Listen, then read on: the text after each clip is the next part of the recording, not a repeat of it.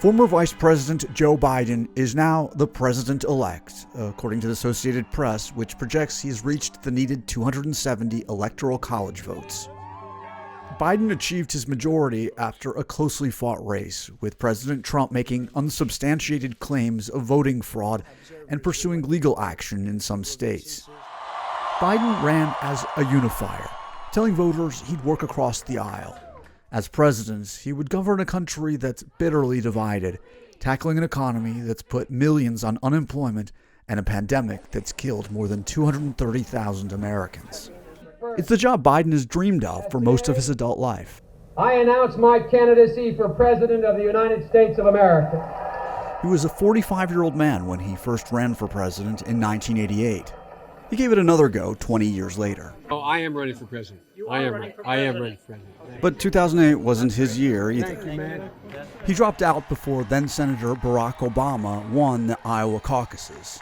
After clinching the party's nomination, Obama asked the six-term senator to join his ticket. The next president, the next vice president of the United States of America, Joe Biden. Are you prepared to take the oath, Senator? I am.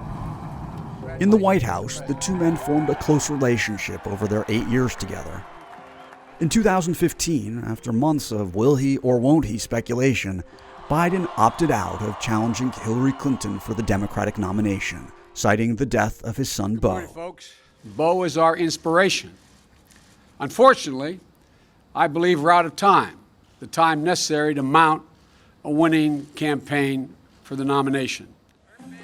Fast forward 2 years, and Biden was again being talked about as a potential challenger to Trump, including by Trump. He was always a 1%er. He was a 1% guy.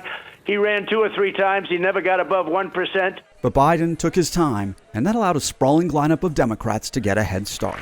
I stand before you today to announce my candidacy, to declare that I am a candidate. I'm running for president. For president of the United States. Biden joined in. I'm announcing my candidacy for president of the United States. But to many, he seemed out of step with a party that appeared eager to push left. His more than 4-decade career in Washington gave fodder to his opponents, who questioned his prior handling of such issues as criminal justice, Supreme Court nominations, and school busing. Do you agree today that you were wrong to oppose busing in America? Then, No. do you agree? I did not oppose busing in America. What I opposed is busing ordered by the Department of Education. And Biden's positions on current issues stood in contrast to those of his progressive opponents on issues like health care. I understand the appeal of Medicare for all, but folks supporting it should be clear that it means getting rid of Obamacare, and I'm not for that. Biden also took a far less lenient approach to illegal immigration than some of his peers. If you cross the border illegally, you should be able to be sent back. It's a crime. When the 2020 Iowa caucuses rolled around, Biden finished in 4th place. I am not going to sugarcoat it. We took a gut punch in Iowa. In another blow to his campaign, he placed 5th in New Hampshire's first-in-the-nation primary. They're beginning to have that feeling of a loser.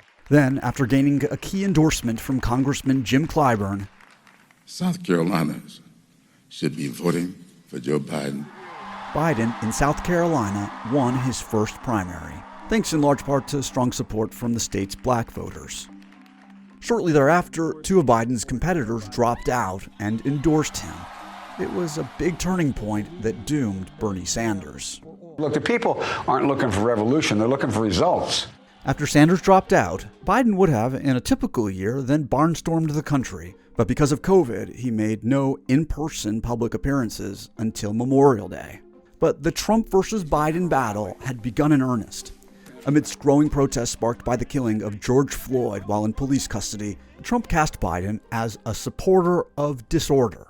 Americans have watched left-wing radicals burn down buildings, loot businesses, destroy private property. Biden accused Trump of fanning the flames on issues of race. We've had racists, and they've existed. They've tried to get elected president. He's the first one that has.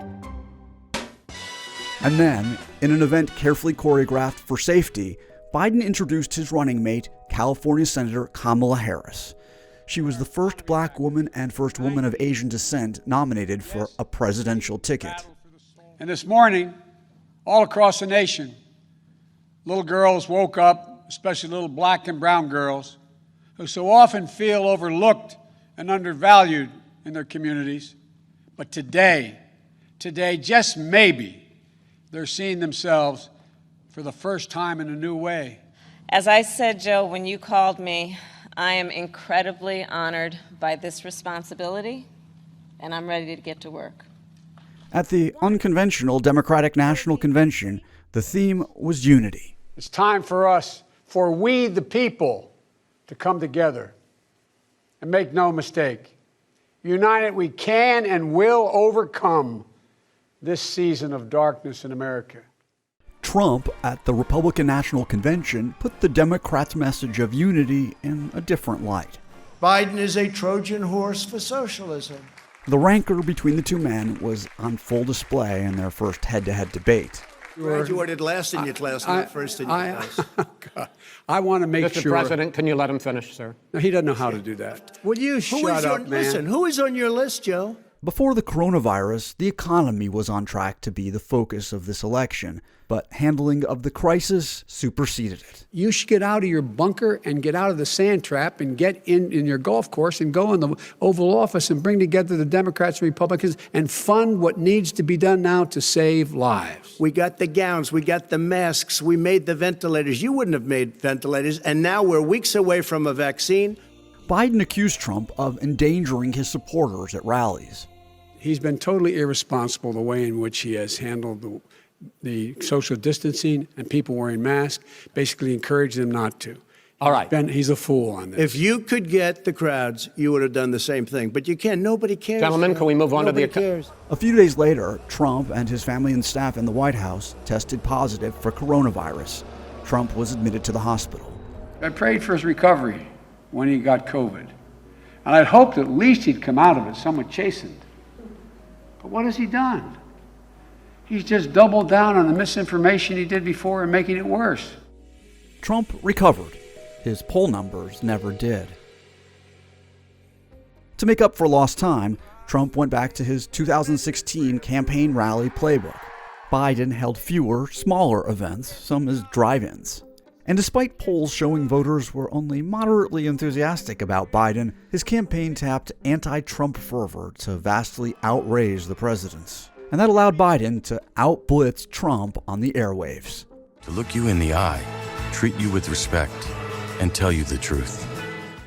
Trump attacked the truth-teller image his opponent promoted. He accused Biden of lying when Biden said he wasn't involved in his son's business deals.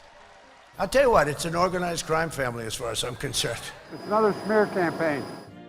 In the final weeks of the campaign, attention turned to the Supreme Court and Trump's appointment of Amy Coney Barrett to fill the seat held by Ruth Bader Ginsburg, who died in mid-September. We're on number 3. Biden said Barrett's appointment would result in millions of Americans losing their health insurance. It's about finally getting his wish to wipe out the Affordable Health Care Act. Barrett, in her Senate confirmation hearing, said she's not on a mission to destroy the ACA. I'm just here to apply the law and adhere to the rule of law. So help me God. A week before Election Day, Barrett was confirmed by the Senate, reconfirming Trump's legacy. And she will make an outstanding justice on the highest court in our land. Now, Biden prepares to assume the highest office in the land. It was a campaign like no other, during a time of profound uncertainty. Biden's ability to bring the country together, also uncertain, as now the transition gets underway.